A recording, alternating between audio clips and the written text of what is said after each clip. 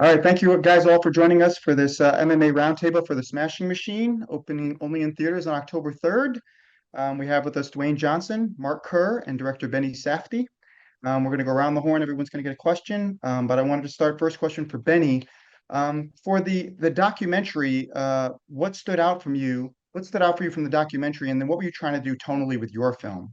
So what I really loved about I loved the documentary, but then there was something about Mark that just was so vulnerable and so open, and just I just fell in love with him as a person trying to explain himself in such an extreme environment.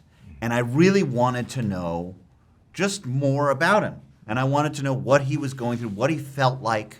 And so with the movie, like Dwayne then talks to me about like seeing this documentary, and I just realized, oh, maybe we want to explore the same thing. I said to Mark, like, you lived your life so we could all feel it, and that's really what I wanted to do with the movie. Was really, I thought, first of all, it's such an incredible period of time, this early part of MMA where people were literally just trying to figure it out. What is this thing that we're doing? And I just selfishly wanted to be there. What if I could be there to see this and like view it too?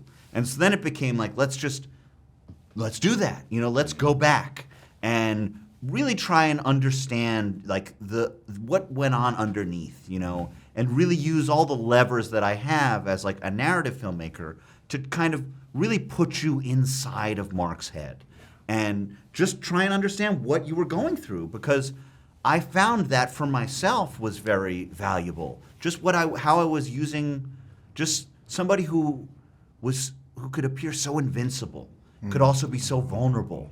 I thought that was so beautiful, and I thought that like that's something that the world should be exposed to try and understand that, like, if this guy has all these problems and is really trying, and then also just talking to him now, just understanding that he's come to such a place of like introspection and understanding, like, and the journey to becoming a better person, all these things are just beautiful to me. So, and I know that may go counter, like with MMA, you'd think, but all these guys really are friends and they love each other and they support each other. And that's a whole other side that I also wanted to kind of shine a light on.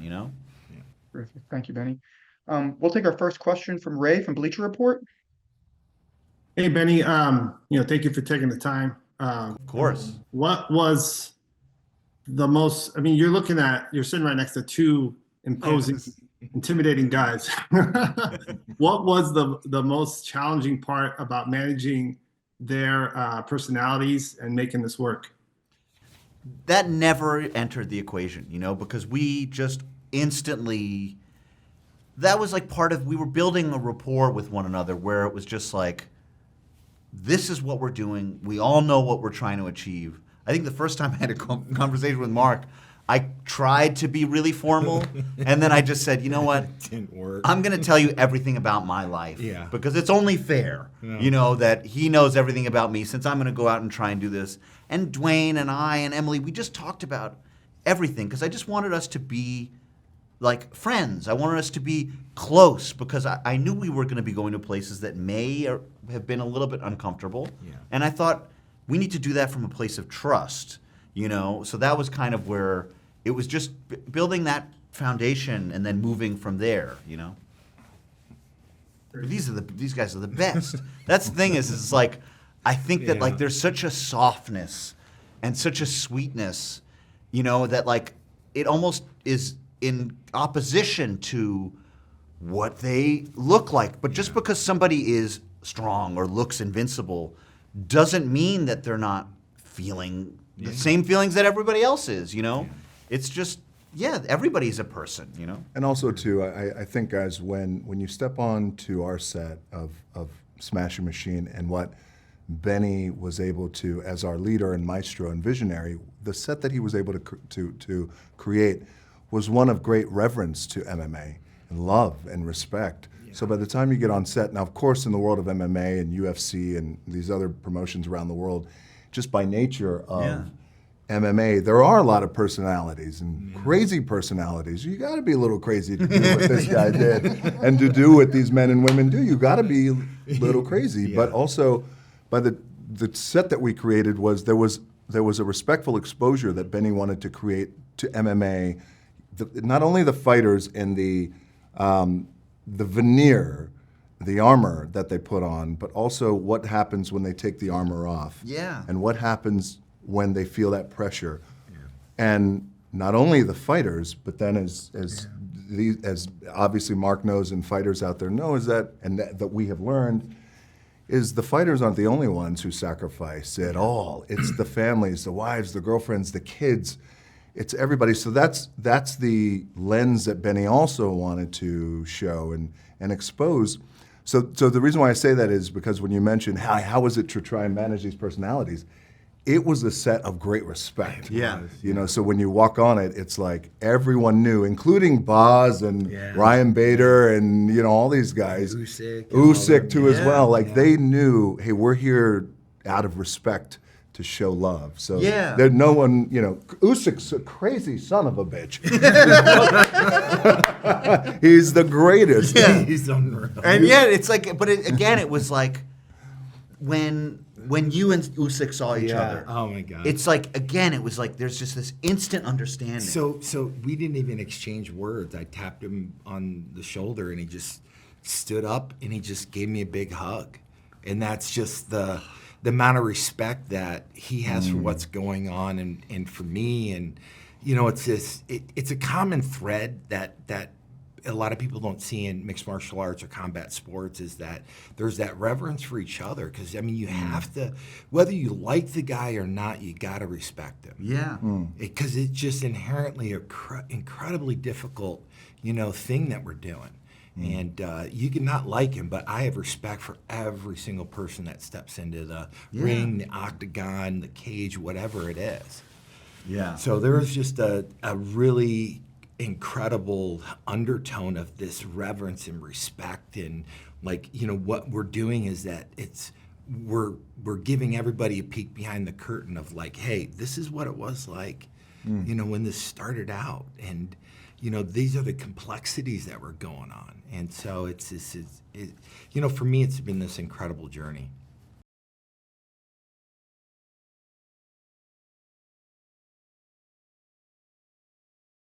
How important authenticity was to this entire process, and that goes from casting real fighters and ring announcers to Dwayne doing a lot of the actual choreography himself. And you definitely see it through how the movie is filmed, particularly how the cameramen filming the fights are filming it from the crowd perspective. Now, without giving too much away, there is one scene where the camera does get a little bit closer to the ring, a little bit more personal. Dwayne, I need to know everything about the dynamics at play here. What's going through your mind when you realize you need to take a real punch in that scene? How are you communicating this to your scene partner, trying to convince them to actually lay one in? And most importantly, how did it feel to take that punch? Okay. Well, I'll start with the last question. It felt like when you get rocked by a real fighter multiple times. And there's a moment in the trailer where I'm on my knees in the ring and I look up and I look dazed. That's real. I got my bell rung. And Benny was like, hold on, just stay right there. And I was seeing 3 heads of Benny Safdie and 15 heads of Mark Kerr at that time. But so to bring it back to authenticity, as you said, and Mark is the one who experienced this loss where he couldn't move in the ring and he was getting rocked. And what's so moving about that, when you see it in the documentary and then you obviously watch it and you pull it up, his fights on YouTube, is that as Mark is getting rocked in that moment, his eyes are open, he's with it. And he's not knocked out. He's getting his bell rung. He's getting kneed in the guts and in the rib cage, and then also, but he's not quitting and he's not tapping, and he's just there. I was so, when I knew that was going to be part of our film, and Benny obviously had written the script, I talked to Mark, and when we just gotten to know each other so we're all so close now and great friends. But I said to Mark, just you and I here. Yeah. Why couldn't you move? Why, and I said, there's 30, 40,000 people there in Japan. And he goes, that's exactly it, DJ. There's 30, 40,000 people there in Japan. They all came to see me. I'm not going to quit. Yeah. I just could not move my arm. So the best thing for me to do was just to take it. Yeah. And I was going to take it until I couldn't take it anymore, or take it until the ref stops it. Yeah. Now, obviously, the ref stops. I have chills now as he was telling me that. So the man who lived his life so we could all feel it, I knew going into that scene, into that fight, because Benny had asked me at the beginning of the movie. It wasn't a question. It was more, here's this. I would love to do this, and Benny said, I would love to never cut away from you in these fights. Yeah. We have a great stunt double. We have two. I'd love to just use you, and I know what that meant. And so at the end in that scene, we had to tell our scene partner is a fighter. Yeah. And I said to him, hey brother, you're pulling the punches. I said, you got to lay it in, and you got to hit me. He goes, what do you mean? I said, Benny's not cutting away. This is the end of the movie. This really happened to Mark. Yeah. You have to lay it in. Yeah. Wow. And I said, look, just don't hit me here. You break my jaw. Don't hit me in my temple. You'll kill me. I said, but if you can hit me here in my cheekbone. Yeah, okay. And he goes, no, I'm not going to do that. And I said, I need you to hit me. And he goes, I respect you. I'm not going to do that. I asked Benny to come over, and Benny asked him. Benny said, you have to hit him because I'm not cutting away. And I grabbed him. I said, brother, please, it's you and I here. It's okay. And then I had just I found out that earlier that Boz was listening to this whole thing, and Boz was just like, just hit him. Just hit him. He's the Rock. Yeah, he's the Rock. Hit him. Good. It's like, whoa. He hit me so hard.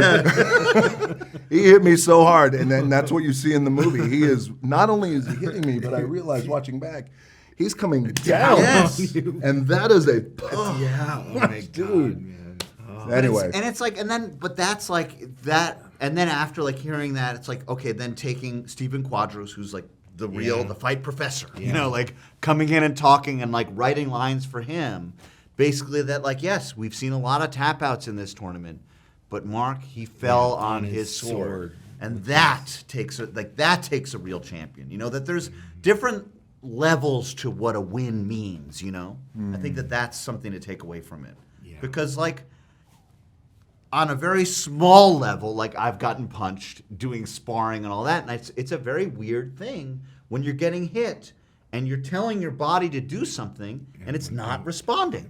You just don't know how to explain it. And then everybody's like, why weren't you blocking it? It's like, I was trying to. Like I used to say, like you would get coach going, why don't you listen? I go, I hear you. I can't do what you're asking me to do. Like, yeah, punch harder. I'm like, okay. It's like, that's a good answer. Yeah, that's a great. Like it's just so. I mean, it's a complex thing, but it's one of those where. And you think how complex that is to be on all fours, and it's what you love to do, and in front of a live crowd, and you cannot, for whatever reason, fight back, and you're getting rocked, man. Yeah. And I took 3 or 4. He took probably 30. It was brutal. It was brutal. Yeah. That shit.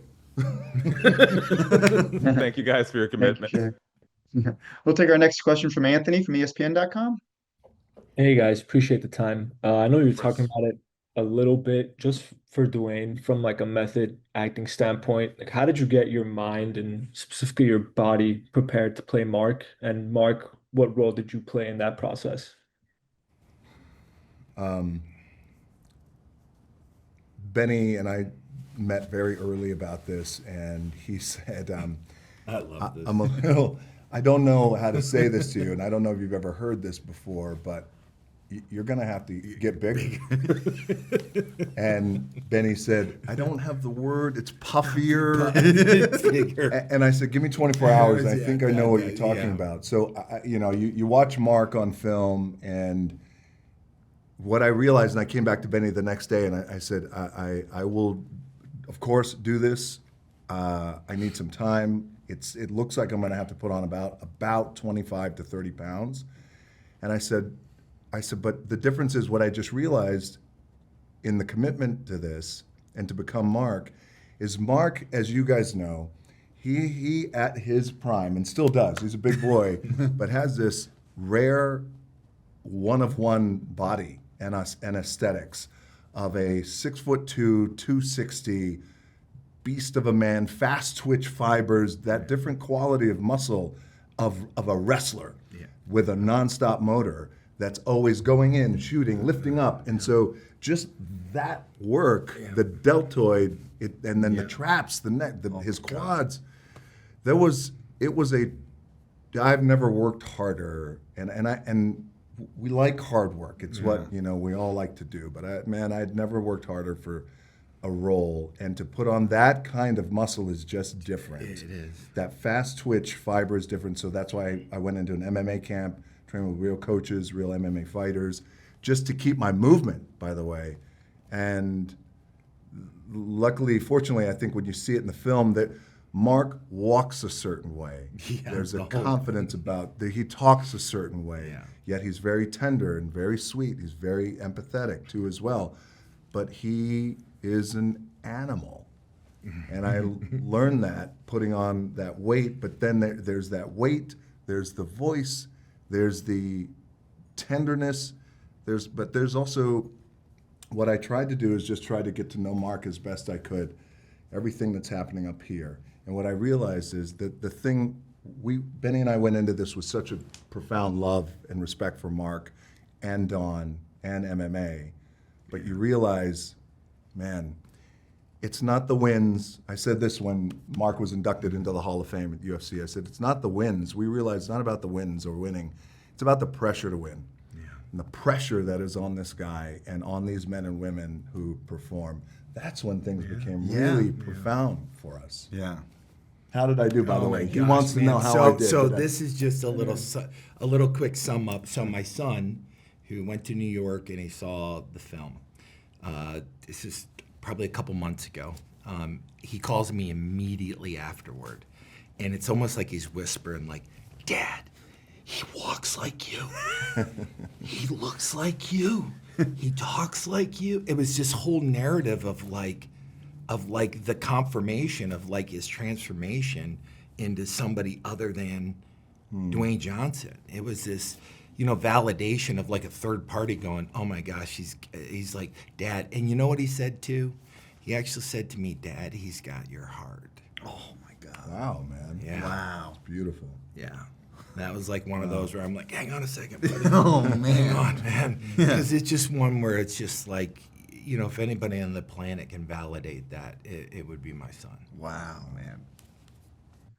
We'll take our next question from Alexander from MMAfighting.com. Hey guys, thanks for joining us. I wanted to ask, we've all talked a lot about the MMA fights, which are just, the scenes are amazing. Like, there's no question about that. But I thought the most vicious, like gut-wrenching scenes in the movie were the scenes where Dwayne is fighting with Emily. I think those are the ones I found like the toughest to watch.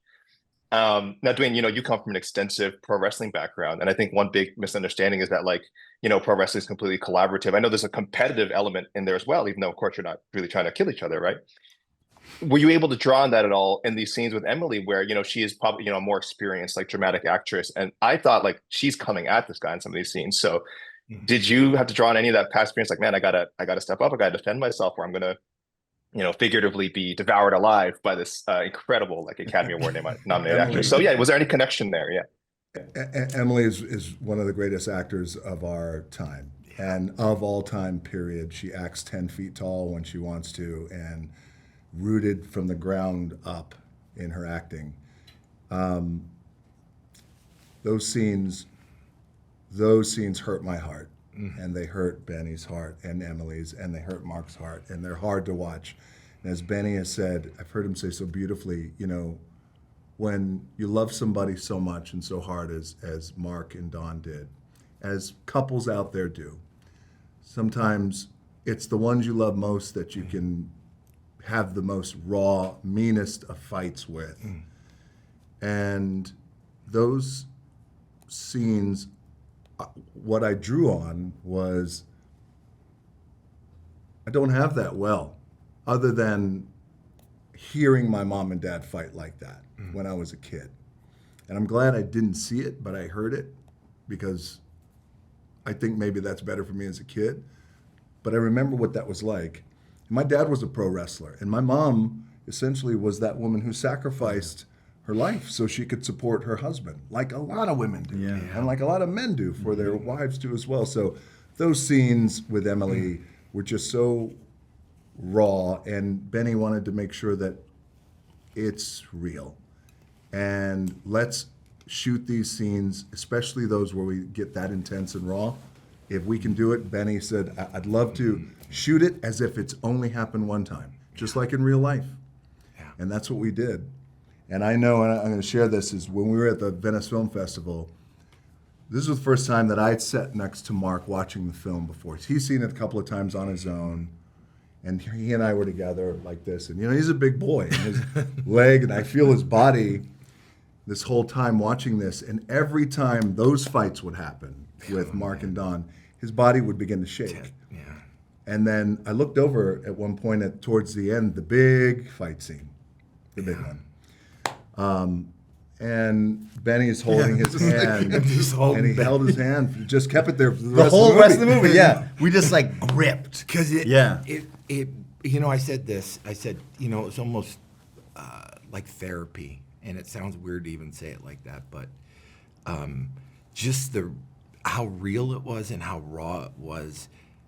You know, for the first time, I could actually see more parts of what I was responsible for, and it was this like existential looking at it from this perspective that I had never saw it before, and it was just this. I mean, it hit me at Venice to the point where it's just like I'm weeping, like just weeping, and you know, DJ feels it, and Benny feels it, and I'm just, you know, they're like, hey, because they know how intense that is for me to relive those moments and stuff. And it was just speaks to the, you know, where he went and where Emily went. It was just incredible to just watch. It just was unbelievable. Yeah, and it's interesting that you made the connection between the fights in the ring and the fights out, because to do that specific fight, I was like, you know what, I'm going to approach this the same way. Sections. You know, because we would do the fights in sections, because we really wanted to be very true to what it feels like to be, because there's a speed at which those fights happen in the ring. You're like, because I remember saying, like, I want to know what it's like to be taken down. And then all of a sudden you're just like, I'm going down. Yeah. Like, there's no way you can control it. Just it happens so fast. And so it was like, okay, let's put these into kind of bite-size physicality moments, you know, and move through the fights that way. And specifically with this one, it's like an 8.5 minute fight between them, where it's in different phases. You know, this is round 1, this is round 2, and that's how those go down. Yeah. And it really was like, okay, let's focus on this, let's get this down, and then they build in ways, and then you say things that you feel really bad about, and then you have to live with that, and you think, how am I going to overcome that? It's just, there's a whole wave of things that go through, and yeah, it's just intense. Thank you, guys. We'll take our next question from Simon from MMAJunkie.com, and then we have one more question after that. Yeah, hey guys, thank you. I appreciate your time. I'm going to piggyback a little bit off of what Alex asked, because the film obviously is full of a lot of raw and intense scenes, but I wanted to specifically ask about the pre-party scene. You know, for Dwayne, like, you've never filmed a scene that was that intense in your career, from what I can recall. What was your, like, sort of gut reaction when you read that part of the script? And can you describe just how tough it might have been to film that particular scene? Yeah, it's hard to read, and you get emotional even when you read it, because you have a sense of where you're going to have to go. And I've already gotten to know Benny. Obviously, I knew Benny very well by that point. Emily and I are great friends.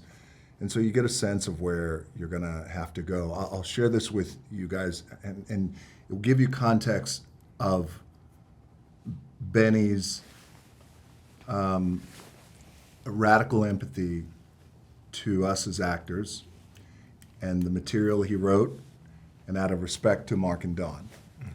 So the house that these films, the scenes were shot in, that was a house that was built from scratch on a soundstage, no movable walls, running water, the carpet, everything exactly how Mark's house was, Mark and Don. Yeah.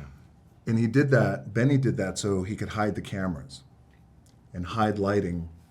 So when we walked in and it's time to kick off, and we know what's getting ready to happen, it's just living now.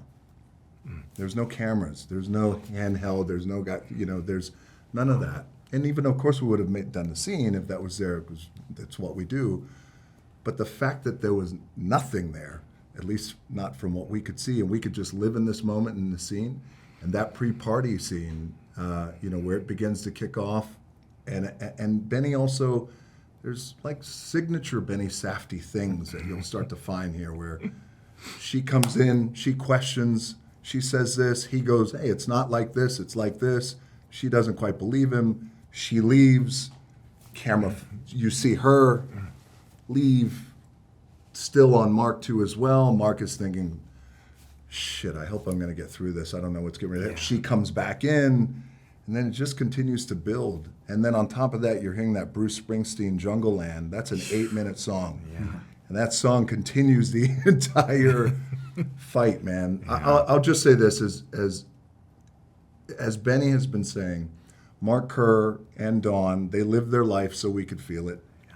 And for us to put that scene on its feet and go to the places we went to, we were wrecked afterwards. We were emotionally wrecked. One time we did that. Yeah. We did it in sections, but you could only do it once. For the reality of it, and also just emotionally. Yeah, that last, like specifically that part in the bathroom, that's where where Dwayne was saying, it's like, I know what that feels like. To do that is just, it's not fun. And they did it, and it's like, you don't have to do that again, And it's like, are you sure? It's like, just gotta have faith that it's on the film, it's there.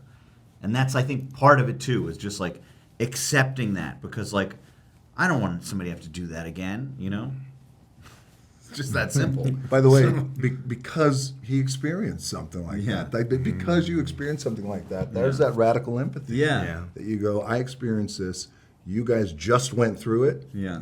That's enough. Yeah. Great. We're going to take our final question from Ben from Yahoo Sports. Thanks, guys.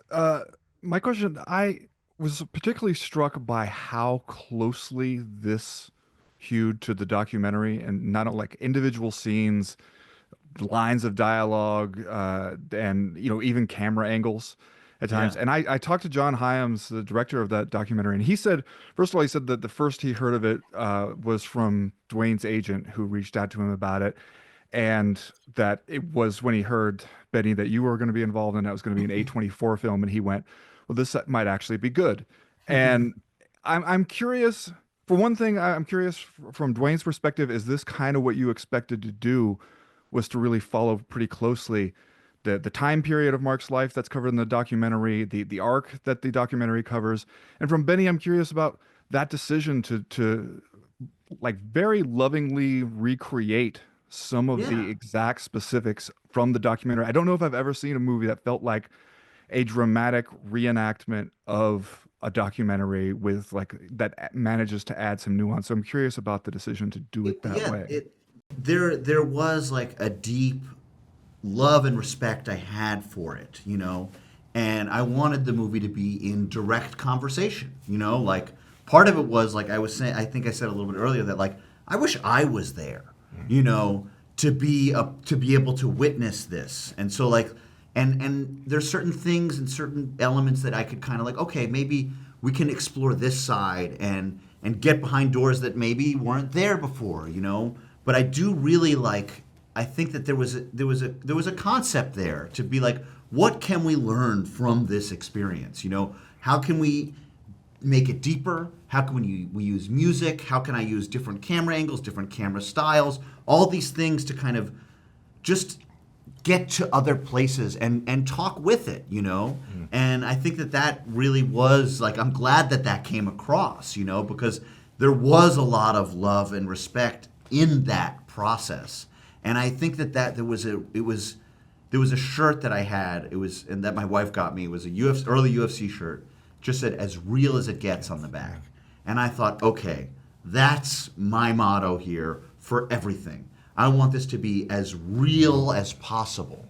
And here was this document that existed of that time. Like, oh, that's a really unique situation here, that we can take this and really just try and like almost make it like a virtual reality emotionally, to really get inside and live in that vibe, so. I think Benny, too, as a filmmaker, he very early on, as you can see now that you've seen the film, had a very singular focus on the kind of movie that he wanted to make, and how he did want to, in many ways, write a love letter to the original document that was there, but where can we expand it a little bit, and where can we evolve it? And so, for me, when you ask the question about is it how I always saw it, the truth is, I really just saw him. And I met Mark in the late 90s when my WWF at that time career as Rocky Maivia, around 97, really wasn't panning out. Mark was already on his way, ascending. There was a lot of almost like cross fibers in pro wrestling at that time. There were MMA guys doing pro wrestling. We had MMA guys like Dan Severn, Kerr, Ken Shamrock, right? A lot of those guys, Don Fry.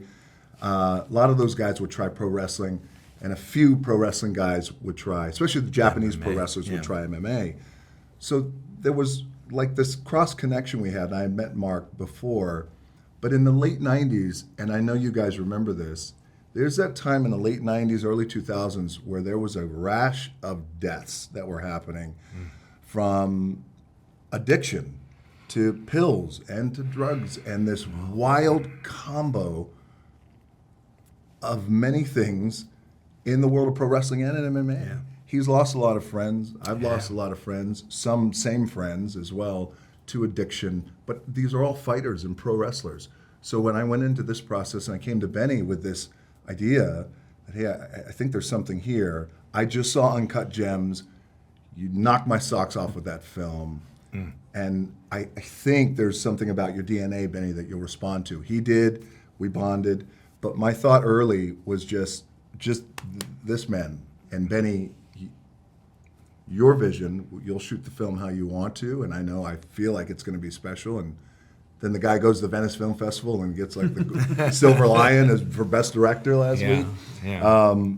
But it was really just about Mark, and I just wanted to write my own love letter to the men who are my friends that I lost, and to his as well. And by the way, he could have been, by the grace of God and by the grace of his, what he has behind his ribcage, he's here.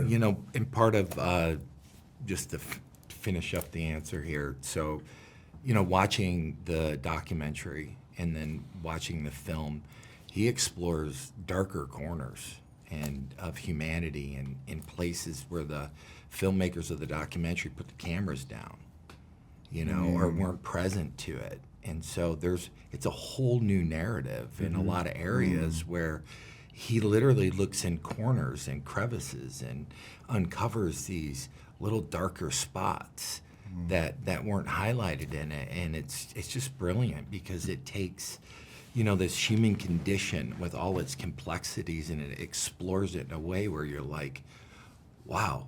And here's what's crazy. It's like, they're my lines, right? So I spoke them, right? And it was my line. It's like one of those things where it's like, what he was able to do just sat me back in my seat. Just the level of just exploration and what Emily brought out and what DJ brought out and how it was filmed and created and just layers deeper than the documentary ever could go, And so just looking at it and watching it first time, I bawled. I just had this just emotional reaction to it that I didn't expect.